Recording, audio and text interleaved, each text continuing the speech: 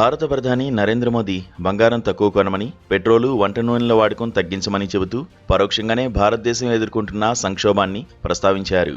దర్మిలా డాలర్కు రూపాయి విలువ 96 రూపాయలకు చేరడం, పెట్రోల్పై అదనంగా ₹6.50, వంట గ్యాస్ సిలిండర్ ₹60, కమర్షియల్ సిలిండర్ ₹993 పెరగడం, మరోవైపు స్టాక్ మార్కెట్ 5% పడిపోవడం వంటివి జరిగాయి. ఇరాన్పై యుద్ధం తర్వాత మొదలైన ప్రపంచ సంక్షోభం ఇంటి గడపదాకా వచ్చిందన్న విషయం ప్రజలకు కూడా మెల్లగా అర్థమవుతోంది. రూపాయి విలువ అంతర్జాతీయంగా ఎంత ఉండాలి అన్న విషయంలో ఒక స్థిరమైన సిద్ధాంతమేమీ లేదు. మార్కెట్ నిర్ణయించిన ధర కరెక్ట్ అంటారు కొందరు. మార్కెట్ ధర అన్నది దీర్ఘకాలిక ఆర్థిక అవసరాలను దెబ్బతీస్తుంది అనేవాళ్లు ఉన్నారు. మార్కెట్లో ఆ ధరను కూడా ఎలా నిర్ణయిస్తారో చూస్తే ఆశ్చర్యమేస్తుంది. భారతదేశానికి విదేశీ మారకం, మన ఎగుమతుల వల్లను, ప్రవాస భారతీయులు ఇంటికి పంపించిన డాలర్ల వల్లను, విదేశీ మదుపర్లు తెచ్చిన పెట్టుబడుల వల్లను, మన కంపెనీలు విదేశీ సంస్థల నుంచి అప్పుగా తెచ్చిన డాలర్ల వల్లను వస్తోంది. మరోవైపు మనం కట్టాల్సిన దిగుమతుల బిల్లులు, విదేశీ పెట్టుబడిదారులు తిరిగి తీసుకువెళ్లే లాభాలు, ఇతర చెల్లింపుల కోసం డాలర్లకు డిమాండ్ ఏర్పడుతుంది. ఈ డిమాండ్, సరఫరా మధ్య సమతుల్యత ఆధారంగానే ఆ రోజు రూపాయి ధర నిర్ధారణ అవుతుంది. ఈ ధరను ఆర్బీఐ ప్రభావితం చేయగలదు. ఉదాహరణకు, ఈనాటికి ఆర్బీఐ వద్ద $700 బిలియన్ నిల్వలు ఉన్నాయని సమాచారం. అందులో $250 బిలియన్ ఐఎంఎఫ్ తాలూకు డిపాజిట్స్ వగైరాలు తీసేస్తే $400 బిలియన్ కొంతవరకు రూపాయిని స్థిరీకరించడానికి వాడుకోవచ్చు. నెలకు ఒక $30 బిలియన్ చొప్పున 2-3 నెలలు అమ్మి రూపాయిని కాపాడే ఆస్కారం ఉందన్నది కొంతమంది నిపుణుల వాదన. కానీ ఇది స్వల్పకాలిక పరిష్కారమే. మరోపక్క ఆర్థికవేత్తలైన గీతా గోపీనాథ్, పానాగర్య, అరవింద్ సుబ్రమణ్యం, డి సుబ్బారావు లాంటి వారు రూపాయి విలువను అంత కిందికి పడనివ్వబోమని చెబుతున్నారు. రేపు డాలర్ రూపాయి విలువ 100, 120 అయితే పారిశ్రామిక రంగం కుదేలవుతుందన్న విషయం గురించి, ప్రజల మీద పడే భారం గురించి వీరు గమనిస్తున్నారో లేదో తెలీదు.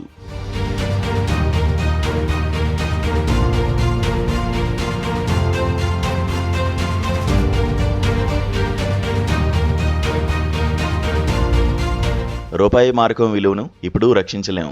రూపాయి స్థిరంగా ఉండే పరిస్థితులు క్షీణించాయి. ఇది కేవలం ఇరాన్ యుద్ధం వల్ల వచ్చింది కాదు. గత 12 ఏళ్లుగా ప్రభుత్వం ఆర్థిక రంగంలోని బలహీనతలను నిర్లక్ష్యం చేస్తూ వచ్చిన ఫలితం. ఎందుకంటే ఆసియా ఖండంలోనే ప్రస్తుతం మన దేశం అత్యంత బలహీనమైన పరిస్థితుల్లో ఉంది.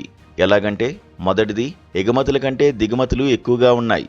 దిగుమతుల్లో ముఖ్యమైనవి ఎలక్ట్రానిక్స్, బంగారం, ఆయిల్ దిగుమతులు. ఎలక్ట్రానిక్స్ను అంత పెద్ద ఎత్తున దిగుమతి చేసుకోవడానికి కారణం అతి సులభమైన సెమీకండక్టర్లను కూడా మనం తయారు చేసుకోకపోవడం. కార్లు, వాషింగ్ మెషీన్లు, ఏసీలు, బైకులు, టీవీలు, కంప్యూటర్లు, సెల్ఫోన్లు, డిఫెన్స్ ఉత్పత్తులు ఏమి తయారు చేసినా అందులో ఎలక్ట్రానిక్ విడిభాగాలు చైనా నుంచి దిగుమతి కావాల్సిందే. దీన్ని నివారించాలంటే ప్రభుత్వం ఆ సాంకేతిక పరిజ్ఞానాన్ని కొనుక్కొని ఇక్కడ ఆ పరిశ్రమలు పెట్టించి చేయి పట్టుకుని నడిపించాలి. అది చేయడానికి దానికి మన నాయకులకు తీరిక లేదు. పొద్దున లేస్తే ఏ రాష్ట్రంలో ఎన్నికలు, ఎలా గెలవాలి అనే ఆలోచిస్తోంది ప్రభుత్వం. విదేశీ పెట్టుబడి ఏమైనా ఎగుమతులను పెంచుతుందా అంటే వాళ్ళు మన దేశంలో ఉన్న గిరాకీ వాడుకుందామని చూసేవాళ్లే. ఇక బంగారం కొనుగోలు తగ్గించుకోవడం విషయానికొస్తే అక్షయ తృతీయ అని ఓదరగొట్టి ప్రతి పండుగకు బంగారం కొనుక్కోమని 30 ఏళ్లుగా చెప్పి ఇప్పుడు కొనుక్కోవద్దని చెబితే ఎవడు వింటాడు? ఇదిగాక ద్రవ్యోల్బణం నుంచి ఆస్తి విలువను కాపాడుకోవడానికి బంగారం ఒక పెద్ద మార్గం అయిపోయి కూర్చొంది. ప్రధానమంత్రే కాదు కదా, ఎవరు చెప్పినా ప్రజలు వినరు. బంగారం ఖరీదు పెరిగితేనే దాని కొనుగోలు తగ్గుతుంది. అప్పుడు బంగారం సామాన్య ప్రజలకు అందుబాటులో లేకపోతే వారికి వచ్చే కోపం మీద ప్రభుత్వాలకు భయం ఉంది. అలాగే పెట్రోల్, డీజిల్, గ్యాస్, సేంద్రియ ఎరువుల వాడకం తగ్గించుకోవాలంటే ఎవరు తగ్గించుకోవాలి? రేపు ఆహార ధాన్యాల ఉత్పత్తి పడిపోతే ఆ ధరల మంట మొదలవుతుంది. వీటన్నిటికీ మందు రూపాయి మార్కెట్ విలువ పడిపోనివ్వడమే అంటున్నారు కొందరు. దాని ప్రభావం వల్ల దిగుమతులు మరింత ప్రియమై ఉత్పత్తి, వాడకం తగ్గి రూపాయి పడిపోవడం ఆగుతుందని ఒక చిన్న ఆశ. ఫలితంగా ఎకానమీ మందగించి గ్రోత్ రేట్ ఏ 5% పడిపోయినా తప్పదు. సామాన్యుల మీద పేదరికం, నిరుద్యోగ ప్రభావం ఎక్కువగా పడుతుంది. అంటే వికసిత భారత్ కూడా ఇప్పుడప్పుడే జరగదు.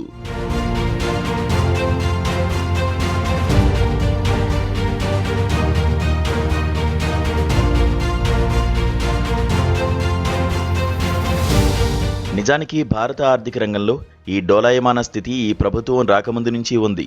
ద్రవ్య సంక్షోభం, బ్యాంకుల మొండి బకాయిలు, డిమానిటైజేషన్, కోవిడ్ లాంటి సంక్షోభాలన్నీ గత 15 ఏళ్లుగా వస్తున్నాయి.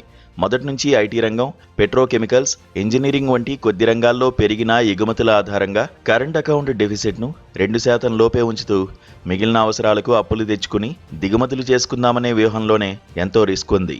నిజానికి ఆర్థిక వ్యవస్థ పక్కాగా ఉందని, ధరలు అదుపులో ఉన్నాయని, ద్రవ్యలోటు కూడా అదుపులో ఉందని కొంతమంది ఆర్థికవేత్తలు చెబుతున్నారు. కానీ ఈ సూచికలు ఒక మంచి పెరుగుదలను సూచించడానికి సరిపోవు.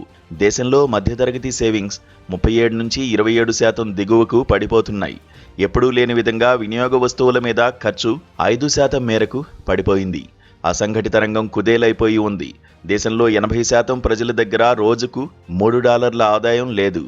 అందువల్ల మన దేశం ఒక పెద్ద మార్కెట్ ఏమీ కాదు, పెద్ద ఎత్తున విదేశీ పెట్టుబడిని ఆకర్షించడానికి. మన దేశంలో మానవ వనరుల నాణ్యత సంక్షోభంలో ఉంది. విద్య, వైద్యం, పరిశోధన, రవాణా, సాంకేతిక నైపుణ్యం, ఉత్పాదకత, ఉత్పత్తుల నాణ్యత, ఉపాధి అవకాశాలు దారుణంగా ఉన్నాయి. ఇవన్నీ రాష్ట్రాల పరిధిలోకి వస్తాయి. కానీ రాష్ట్రాల దగ్గర ఆదాయం లేదు, కేంద్రం ఇవ్వదు. దేశానికి ఎక్కువ ఆదాయం అందిస్తున్న దక్షిణాది రాష్ట్రాలతో బీజేపీ ప్రభుత్వ సహకారం రోజురోజుకు దిగజారుతోంది. అన్నీ గుజరాత్ రాష్ట్రానికి పంచిస్తోందన్నది సర్వత్రా వినిపిస్తున్న అభిప్రాయం. మ్యాక్సిమం గవర్నెన్స్, మినిమం స్టేట్ అన్న దగ్గర నుంచి మ్యాక్సిమం పాలిటిక్స్, మినిమం గవర్నెన్స్ అనే స్థాయికి వచ్చింది పరిస్థితి.